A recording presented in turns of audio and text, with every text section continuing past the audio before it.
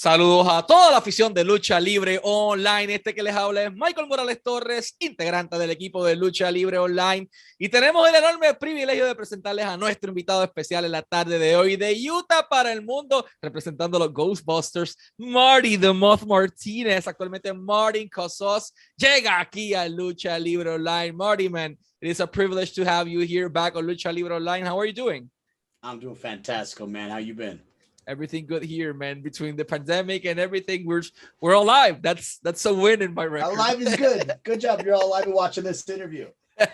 Yeah, man. So I wanted to start this interview with what's been happening lately in your career. We will touch bases on the beginning and everything, but you started in 2003. You constructed a different pathway than many other athletes.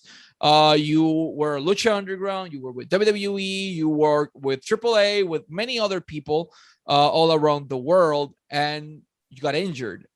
Due to that injury, you had to construct yourself from zero, and that construction started at the Nightmare Factory. No egos, no bullshit, just a man doing his hard work and starting from the beginning, everything again. Why did you decide to pay your dues back again when you are an 18-year-old pro? Like, you've been in this industry for almost 20 years. Right. As of October this year, it'll be 18 years, which would be literally half my life, which blows my mind, by the way. In 2 years ago, in 2017, 18 now, I guess it's 3 years now, but I herniated my L4, my L5. I was doing a gym stream. Check me out on Twitch at Martin Casals.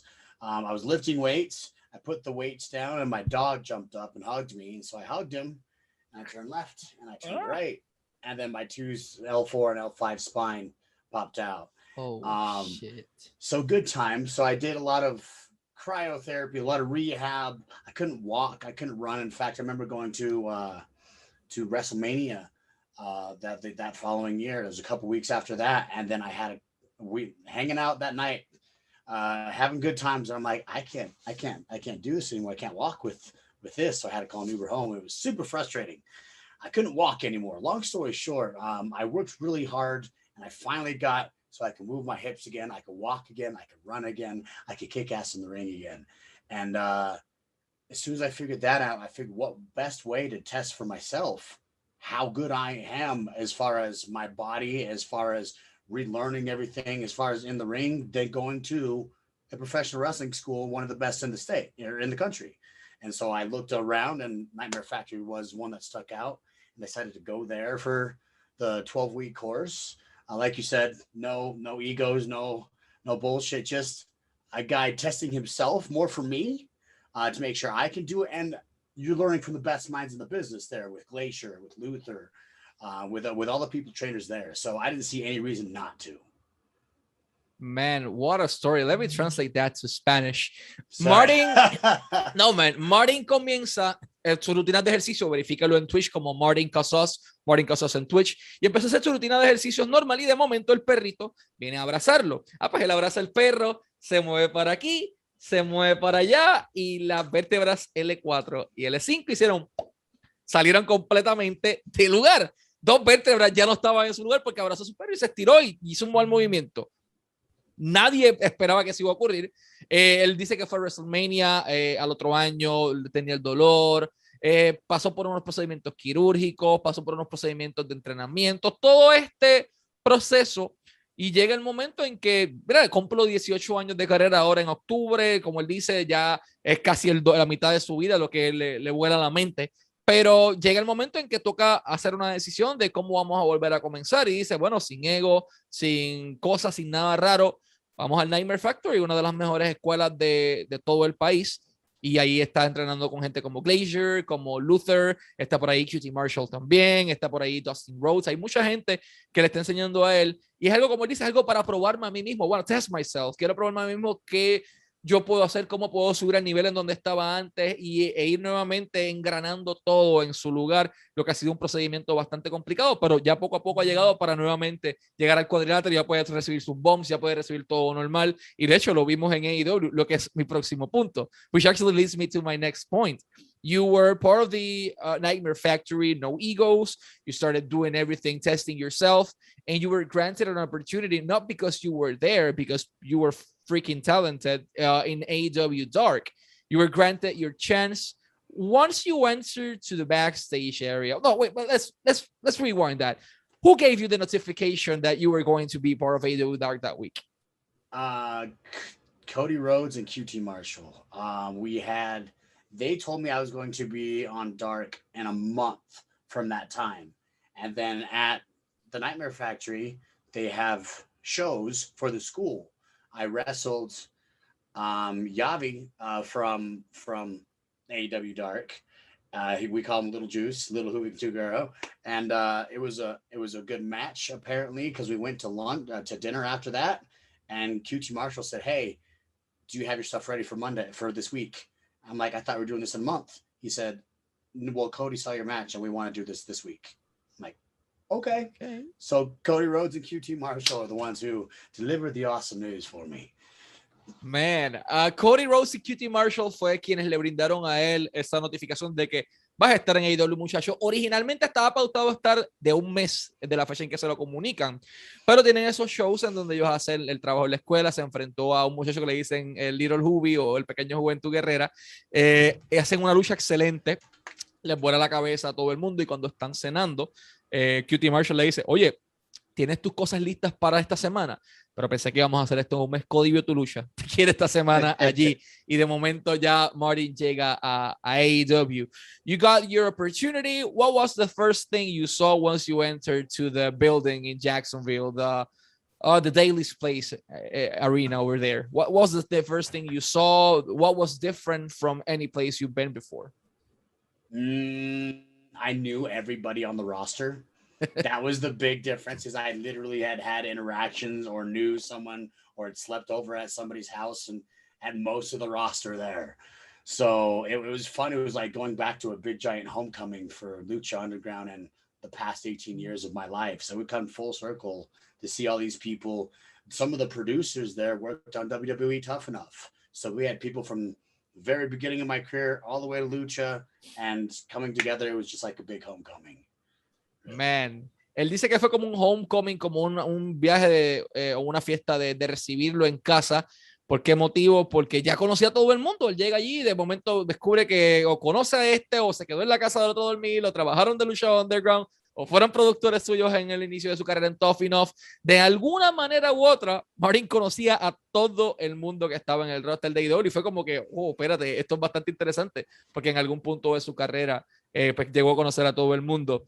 You had your match on April 28 against none other than the Machine himself, Brian Cage. So you faced a big name for the company as well. How was your experience wrestling Brian, but more than that, having the opportunity to be back on a mainstream company?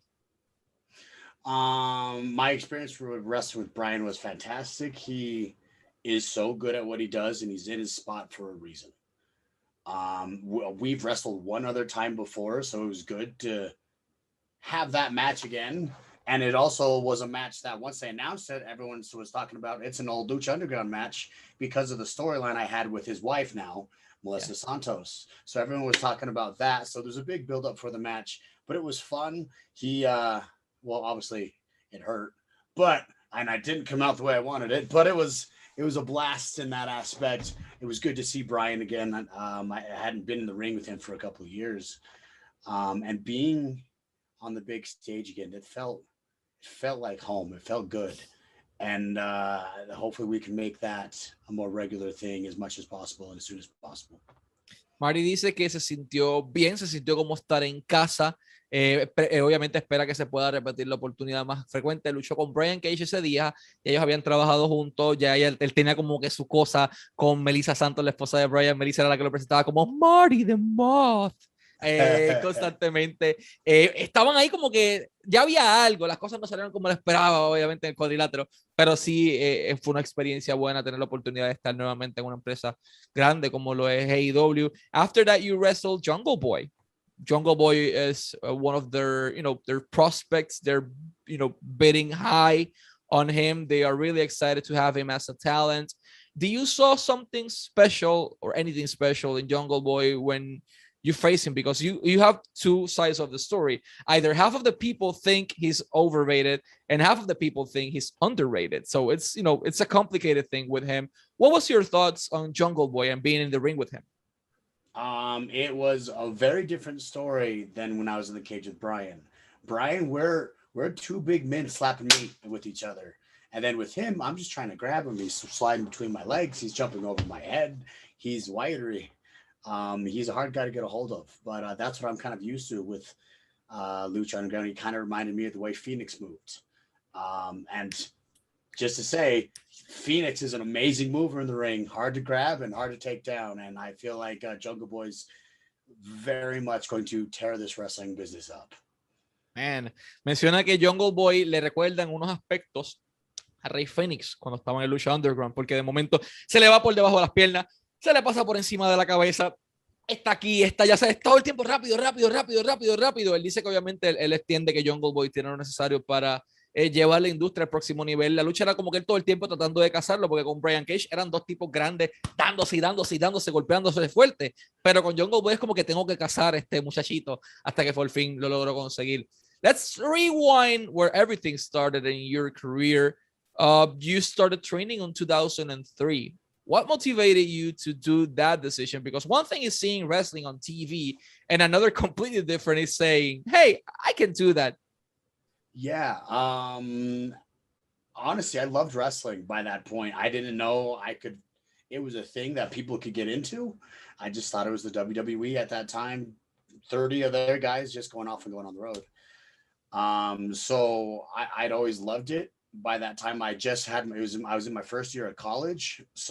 And I was an athlete in high school, and I found out that I could do that. And I'm like, I could put all the skills and the coordination I learned into something I also love as a kid. I was a big Goldberg, Sting, and DDP fan growing up. So you were a WCW guy.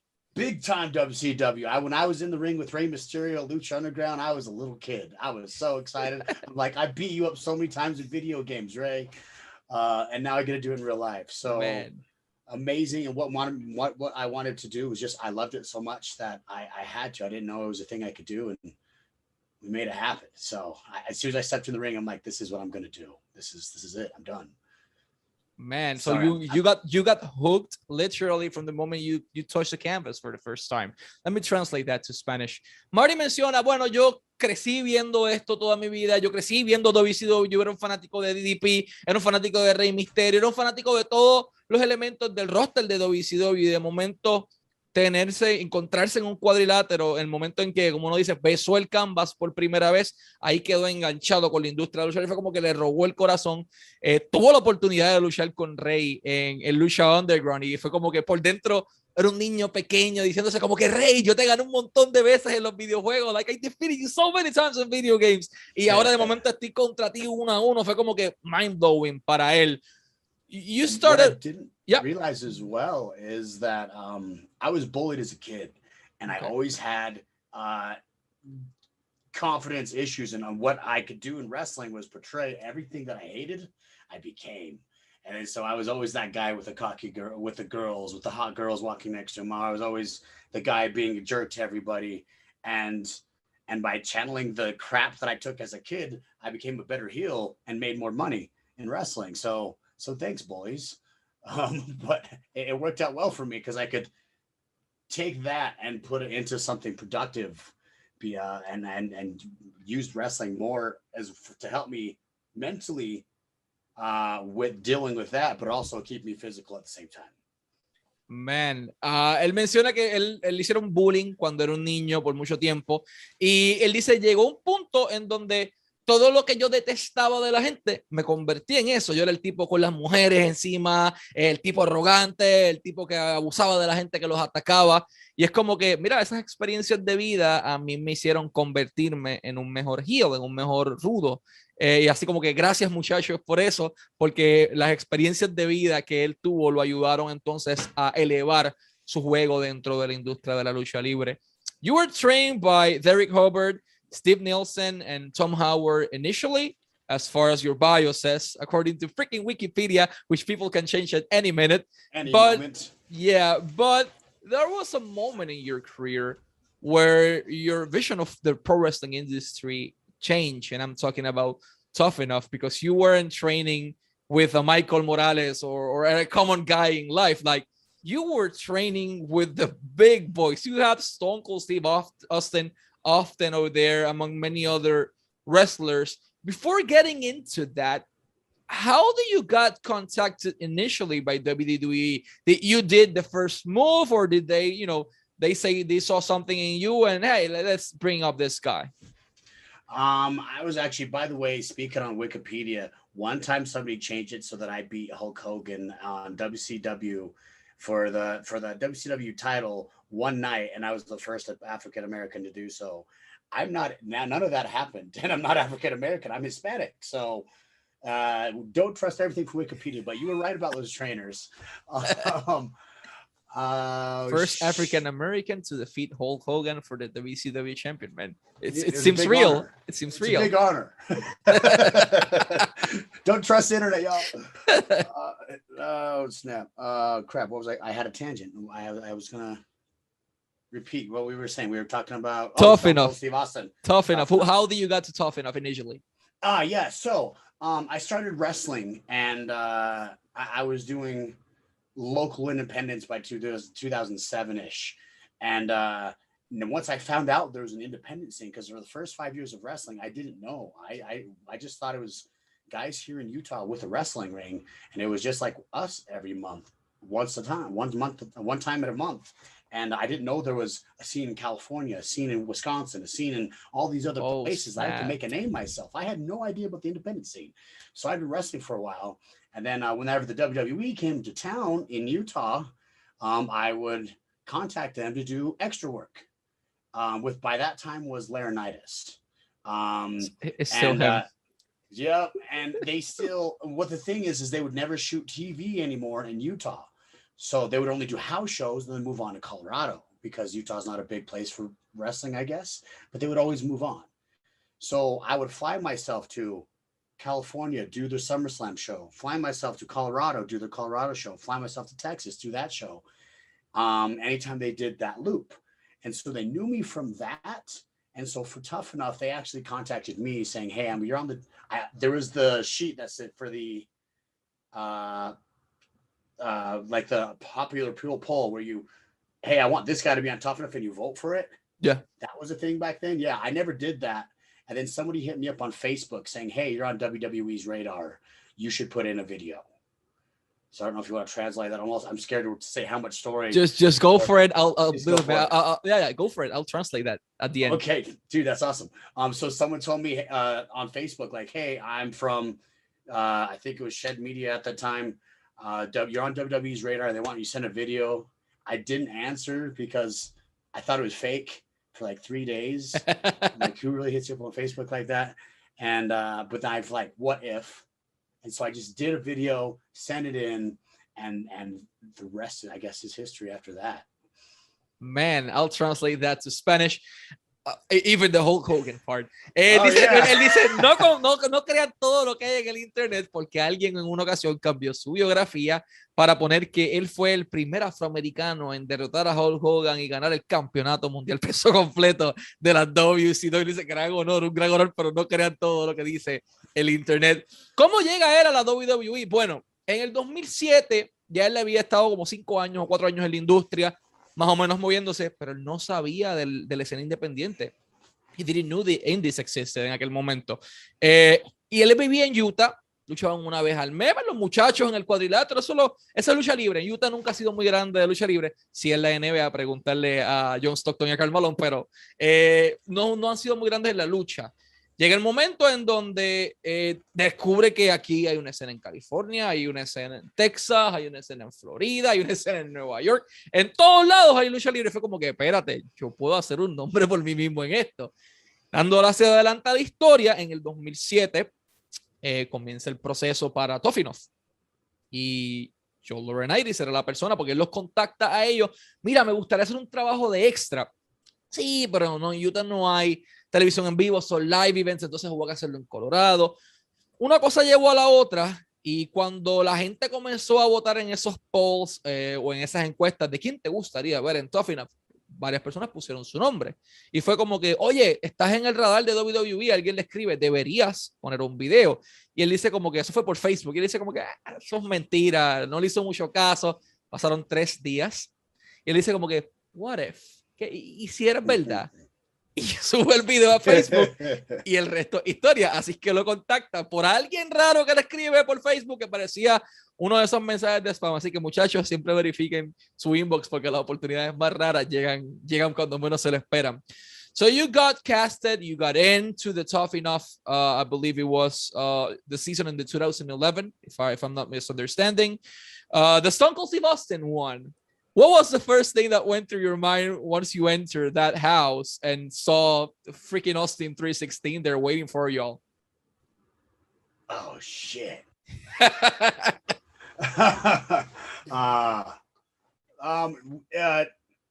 Holy crap, that's Stone Cold Steve Austin. I was always a WCW guy, but obviously you can't love wrestling without knowing who Stone Cold Steve Austin is. Right next to that was Booker T. I knew him from WCW. But I had to, like, the first time we ever saw him is we drove up in buses. There was a giant mansion, and then they're all standing there like badasses staring at us. And I'm like, oh crap, here we go. And right at that point, I had to separate myself and say, okay, he's my coach, and I'm here to get some stuff done, to get to work. So that's kind of how I went until the season was over. Then I can relax a little bit, because after Tough Enough, he was kind enough, gave me his phone number. He had me send him matches, like, hey kid, if you want me to critique some of your matches, send them to me and I will. I'm like, sure, I will send matches to the top guy in wrestling, period. He was very kind, kept in touch, and I was able to relax after the show. But during the show, he was my coach. I got to ignore who he is and what he is and wanted to take shots with him. And I'm the student here trying to get a job. So I think it'd be a fun match to do, a mentor student. Well, Tough Enough, me versus Stone Cold Steve Austin story. I think that'd be fun. I don't know how the heck you managed to not mark out. I will be marking out internally if I saw that dude in the middle of a mansion looking at y'all like you were fresh meat or something. Let me translate that to Spanish. Él dice, bueno, cuando llegó a la mansión de Tough Enough, estaba ahí parado Booker T, estaba Stone Cold y fue como que, anda para el carajo, ese es Stone Cold Steve Austin. Pero tengo que relajarme, tengo que bajar el temple, tengo que guardarme mis emociones por dentro, porque pese a que yo era un fanático de WCW, ¿quién rayos no sabe quién es Stone Cold Steve Austin? Punto. El top guy en la industria, como él dice, punto final. Y de momento, ok, tengo que relajarme. Cuando yo estaba ahí, él era mi coach, yo era el estudiante. Yo vine aquí a hacer un trabajo y eso es lo único que yo vine y me voy a enfocar en eso exactamente. Cuando sale de Tough Enough, Stone Cold le da su número de teléfono y dice, mira, envíame tus luchas para seguir viéndolo, darte una opinión constructiva, etcétera. Es como que, ok, claro, sí, si tú quieres que yo te envíe la lucha, te las voy a enviar. Y se mantuvieron en contacto y siguen en contacto todavía. Pero es bastante interesante eso, que él cuando estaba ahí no se podía relajar, estaba todo el tiempo acá arriba, enfocado en el trabajo, en producir, en ganar. Cuando él sale, entonces es que él puede relax a little bit cuando él se va de Tough Enough. Your career in Tough Enough was a little bit disappointing to everyone because you were basically scheduled to win. You were dominating every single person in that competition, but unfortunately you got injured. How do you felt?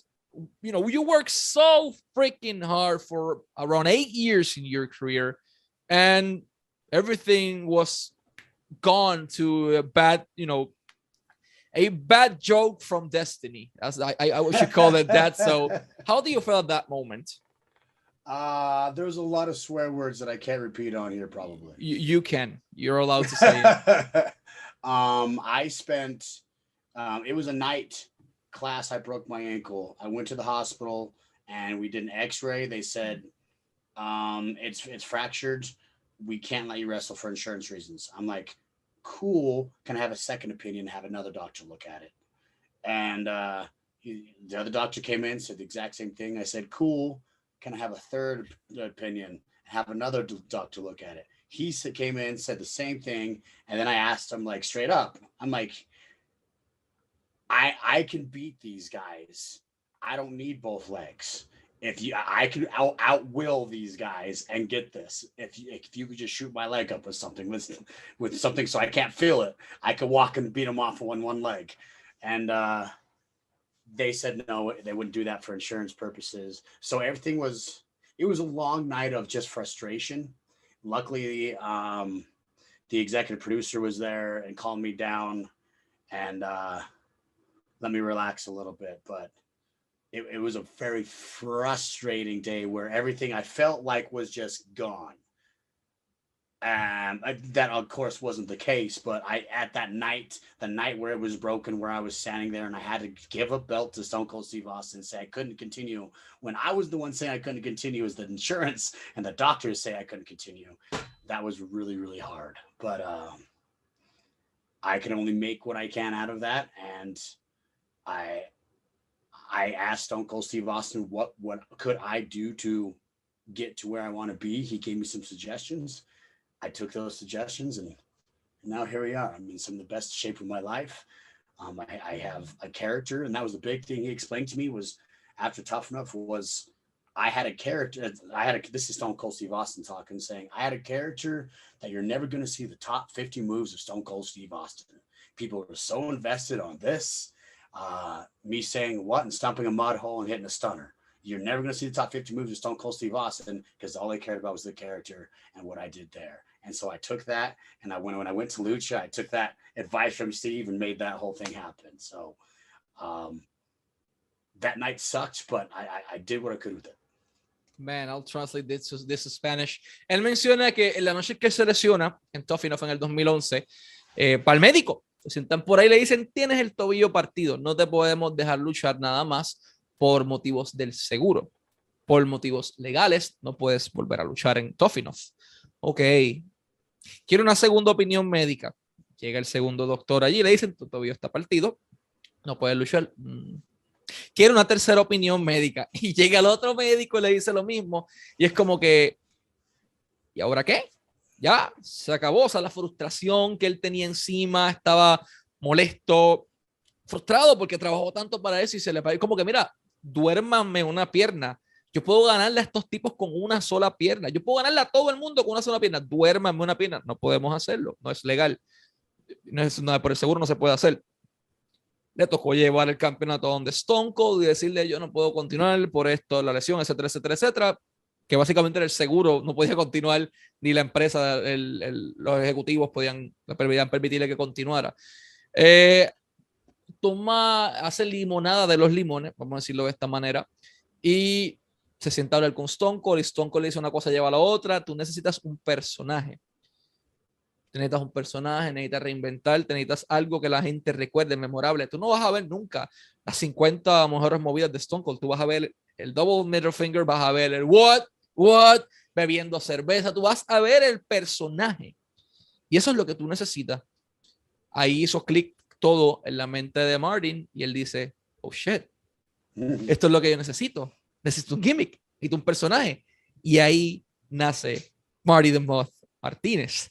Lo que me lleva al próximo punto, which actually leads me to my next point. Marty the Moth Martinez. You were Martin Casas yourself for so long in your career. What inspired you to be someone else, and how you made it work? Because in the hands of basically everybody else, that shit would have failed miserably.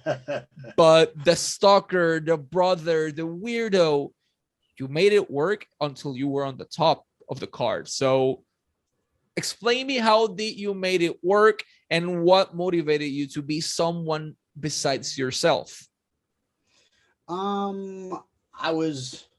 I first started wrestling as Tristan Gallo. And then once Tough Enough came out, I used the name Martin. So I'm like, let's just use my real name.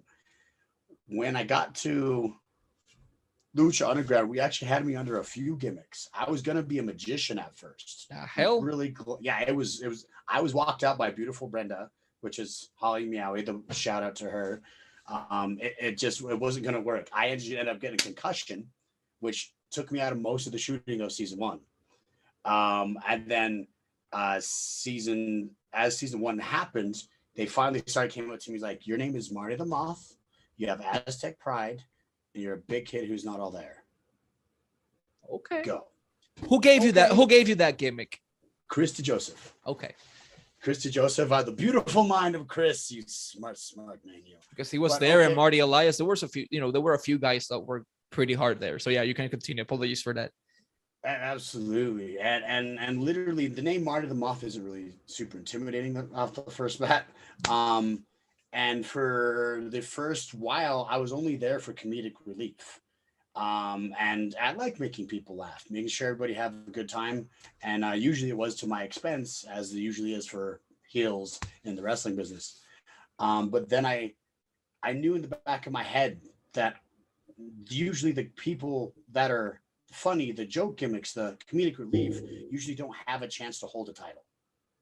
And so I went to Vampiro and I asked him, I said, Vampiro, I love making people laugh, but I also want to make sure there's a side of me that if I'm holding a title, people aren't looking at the next guy saying a transitional champion. They're looking at me because I am a contender for the title.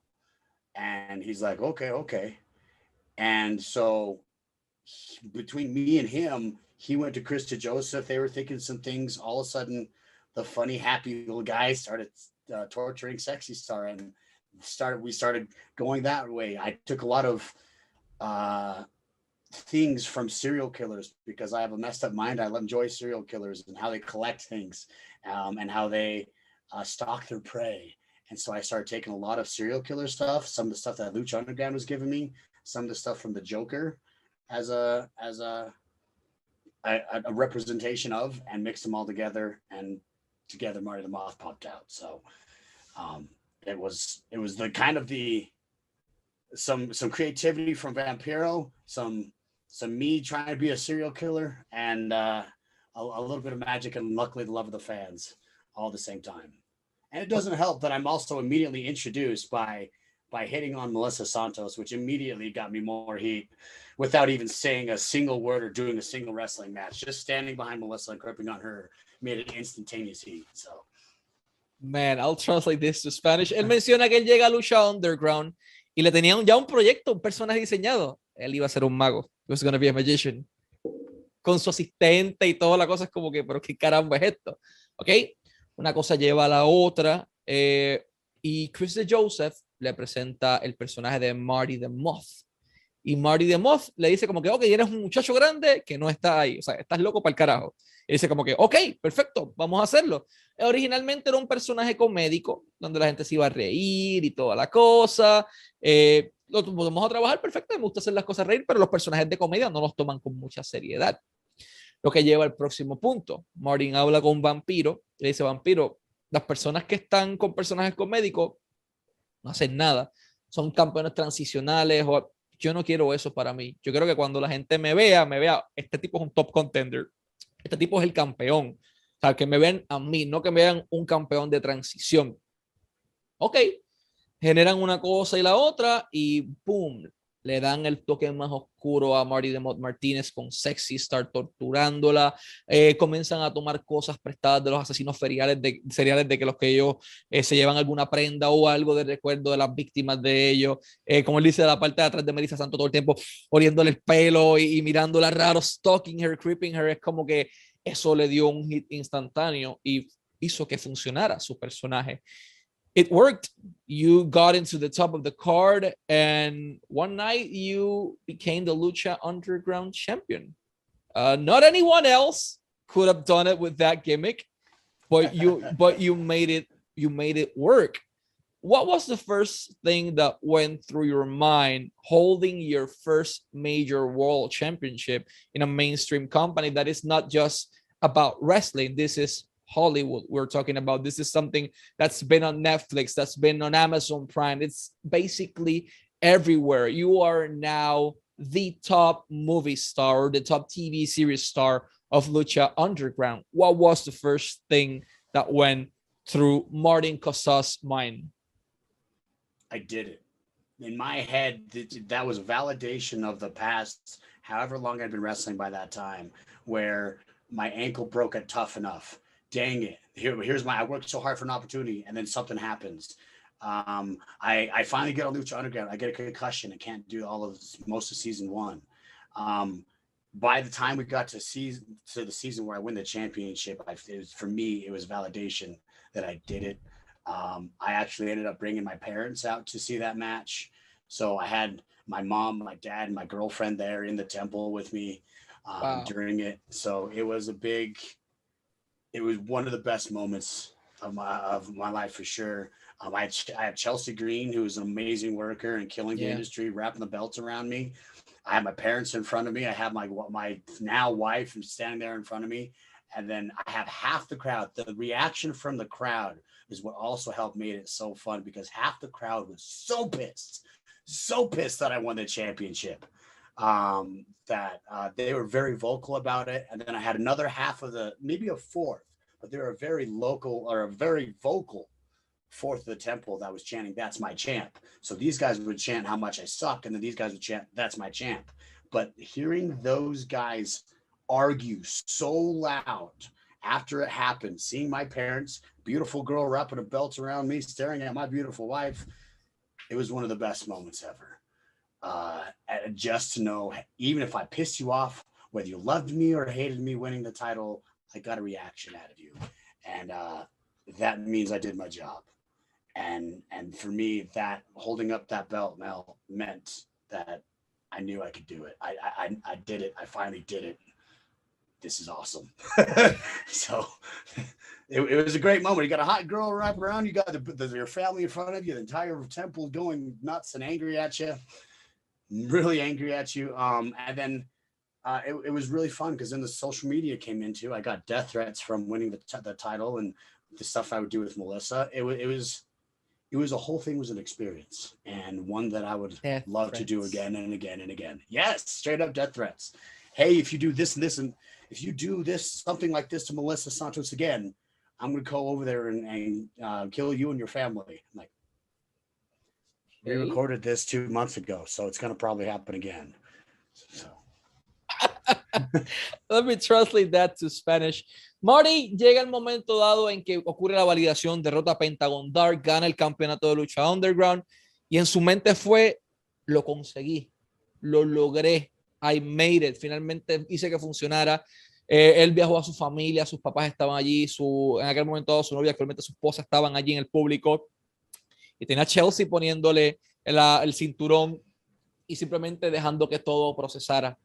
La mitad del público estaba molesto, they were furious en aquel momento, pero otra pequeña parte que lo vieron a él desde pequeño crecer hasta lo que fuese hoy día, todo el mundo estaba, no era mucho, era poco, era un pequeño porcentaje, pero había gente aplaudiendo, había gente molesta, y fue esa validación. Él menciona que cuando gana el campeonato de lucha underground, recibió amenazas de muerte.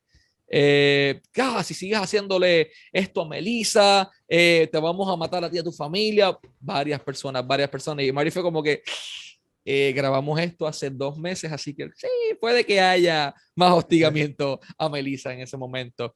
You've been everywhere, but there's one particular territory I want to talk about before wrapping it up, and it's Puerto Rico.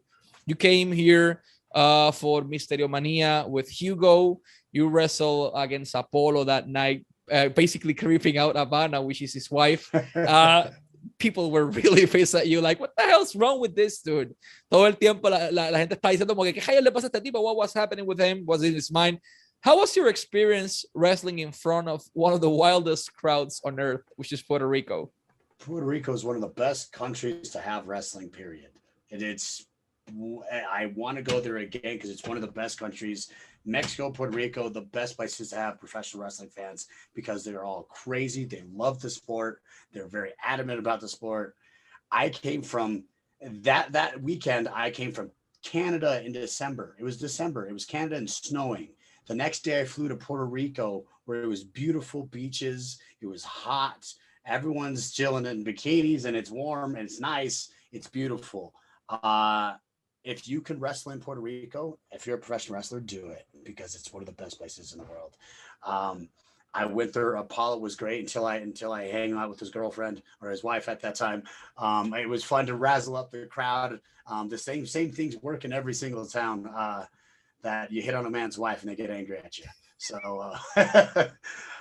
Puerto Rico is an amazing place, and hopefully I can piss off many of you Puerto Ricans very soon once those borders open up. Man, hopefully you can. Let me translate that to Spanish. Marty menciona que al que pueda luchar en Puerto Rico, háganlo, es uno de los mejores lugares para luchar, punto final. Él cuenta la anécdota de que cuando fue el evento, él estaba en invierno en Canadá y le tocó agarrar un avión para Puerto Rico. En Canadá había nieve, estaba snowing todo el tiempo, y llega a Puerto Rico, de momento el sol, la playa, todo esto raro. Es como que todo el mundo en un bikini, es como que vayan, tienen que hacerlo, es Puerto Rico. Él luchó con Apolo en aquella noche, hasta que todo estaba bien, hasta que empezó a estoquear Habana, y el público ahí se endemonió, se metió el diablo por dentro. Es como que las cosas funcionan en casi todos los lugares. Martin quiere venir a Puerto Rico nuevamente, sea con Hugo, sea el promotor que desee traerlo. Es un excelente talento, ex campeón de lucha underground, experiencia en WWE. Y a todas las personas que quieran contactarlo pueden hacerlo a través de sus redes sociales. Pueden buscarlo como Martin Casas, así, Martin Casas en Instagram, en Twitter, en las diferentes redes sociales. Ahí lo pueden conseguir. Ahí le pueden enviar DM para bookings también a través de Instagram y de Twitter. Está disponible también en su website, que es martincasas.com o martincasas.com. Twitch, disponible también como Martin Casas. Ahí lo pueden conseguir. En Discord también está como Martin Casas. Ahí lo pueden ver jugando mil cosas e insultándolo a todos ustedes o tratándolos con cariño, dependiendo de su estado de humor. También está disponible en Facebook de igual manera, y en YouTube, Facebook y YouTube como Martin Casas. Los van a ver con el Blue Ribbon en todos lados, está disponible. En cameo.com está disponible también, en Cameo, como Martin Casas, videos de cumpleaños, videos de graduación, o un insulto a la suegra, todo lo que usted quiera lo puede hacer a través de eso. Síganlo en todas las redes sociales, créanme, un talento excelente que vale la pena tener en cualquier empresa. Rudazo, fue un top guy, fue un lower card guy, fue un mid card guy, fue un tag team guy. He's done it everything inside the wrestling industry. Así que créanme, al que deseen contactar Marty Casas, lo pueden hacer a través del DM de Instagram. Marty, before we go to our last question, man, I would just wanted to thank you so much for your time. It's been a blast to chat with you again. Last but not least, what's next for you? What's next for Martin Casas? Well, I am actually launching a fitness line. I have a production company, so I'm going to be making full feature films hopefully next year.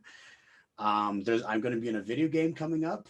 I can't give any information about that. I'm going to be in a video game. I know, I want to. I really do. I'm going to be a video game coming up, some movies. I'm still streaming, and I'm a free agent right now in the professional wrestling scene, and I'm in the best shape of my life. So be prepared to see a lot more of me in your town. Besides that, the film, the clothing line, and the video games. So those are three things that I'm really excited about that I'm working on right now. So besides being a free agent, those three things. I'm excited about life in general. Man, let me translate that to Spanish. ¿Qué va a ser lo próximo para Martin? Tiene una línea de fitness que va a estar estrenando, tiene una línea de ropa que también va a estar estrenando, pero tiene una aparición en un videojuego. Y no nos ha dicho dónde, no puede decir, pero va a estar en un video game muy pronto, así que hay que echarle el ojo. Es un luchador, un agente libre, cualquier empresa puede venir a donde él, y el futuro es brillante. La escena independiente está ahora bastante caliente, ahora la free agency está pero hirviendo. Esto definitivamente es una buena firma para cualquier empresa. Marty the Moth o Martin Casas, créanme, vale la pena cada maldito centavo. Man, it's been a blast to have you as our guest. Thank you very much for your time, and wishing you success in your career and in your personal life, man. Let's hope to see you in Puerto Rico or Mexico soon. Thanks for having me, Michael. It's great to see your face again.